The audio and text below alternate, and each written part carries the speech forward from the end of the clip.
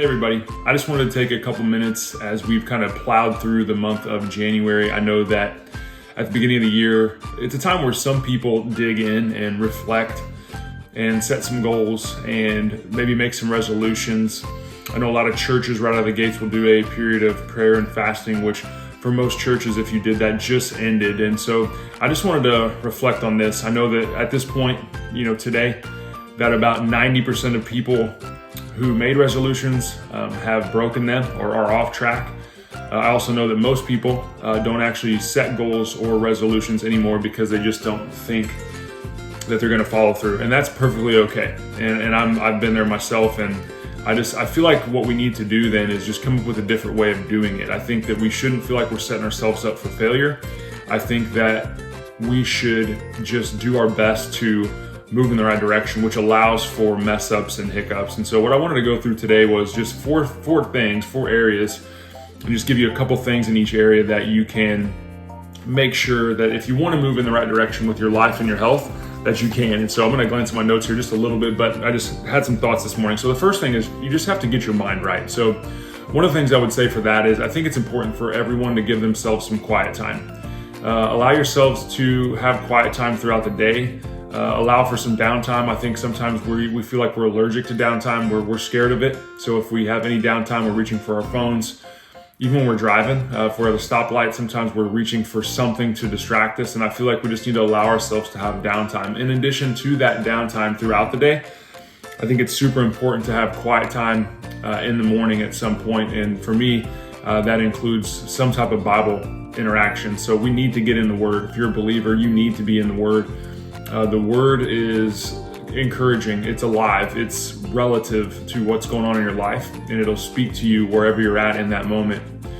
For some of you, that's intimidating. I know for me, I used to, try to do so much or read through the Bible or, accomplish so much per week. And I know that for me, I felt like at times I was literally just reading and not comprehending.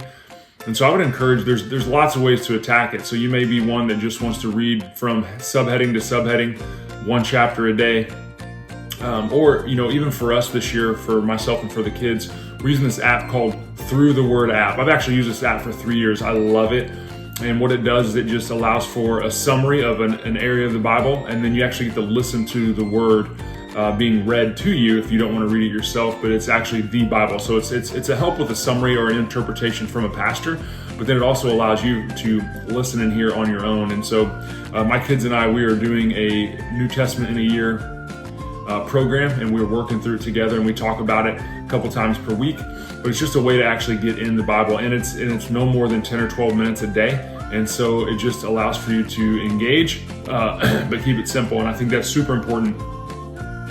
The last one, when it comes to your mindset, I think is just watching your focus. I think you need to really be aware of what you're focusing on every day. And this is a big deal because we're constantly focused on things from moment to moment. And what I want to encourage you to do is, especially for you people right now that have overwhelm and depression and fear, you have to make sure you're focusing on the things you can control. There's 1,000 things that you can't control, and those are the things that make you nervous, anxious, worrisome, fearful, because there's nothing you can do about it. And so let's not focus on those. Let's focus on what you can control. And if there is an area where you have fear, anxiousness, what we need to figure out is, do we need to learn more about it, or do we need to take action? Because those two things will replace fear. But the biggest thing is we live in a culture that provides you with information and stressful situations all day long that you can't do anything about, and that creates anxiousness and stress. And so just focus on what you can control each day. Win the day, win the week, win the month, win the year. But your focus is a big part of that. Now, fuel. Let's get into some practical stuff. This doesn't have to be hard. We want to make nutrition difficult. The first thing I would say is eat some type of fruit and or vegetable with every meal. If it's breakfast, eat fruit. If it's lunch, you can still eat fruit, but have a salad, have some type of vegetable that you enjoy. It doesn't matter. It doesn't have to be all variety, just something you'll eat.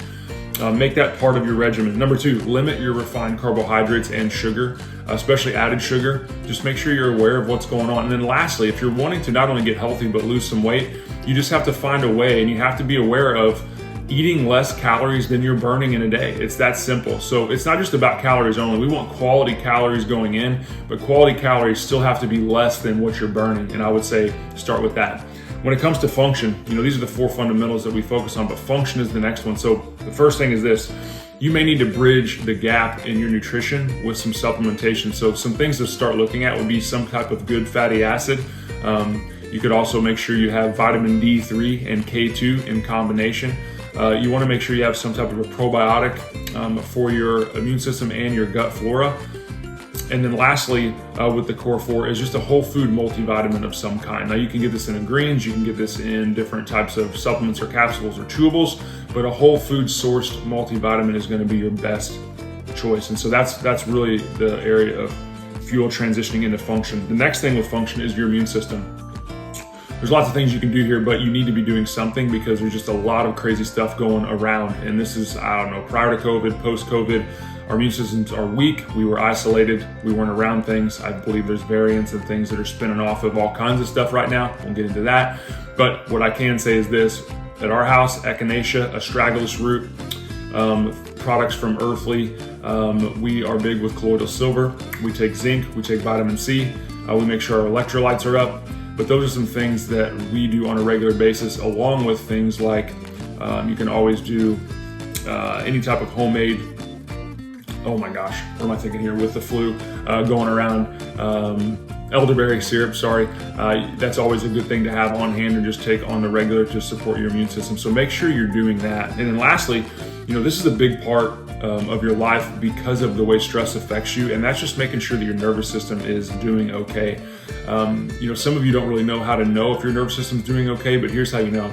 If you have headaches, if you have aches and pains, if you're not sleeping well, if you have low energy, if you have digestive problems, hormone issues, it's most likely because your body is stressed out. And so, for us, the way we approach this is through chiropractic. We get adjusted on a regular basis, not because we hurt. We get adjusted because we hurt sometimes, but that's not why we get adjusted. We get adjusted because we have stress that accumulates and we want that stress cleared out. Think about it this way.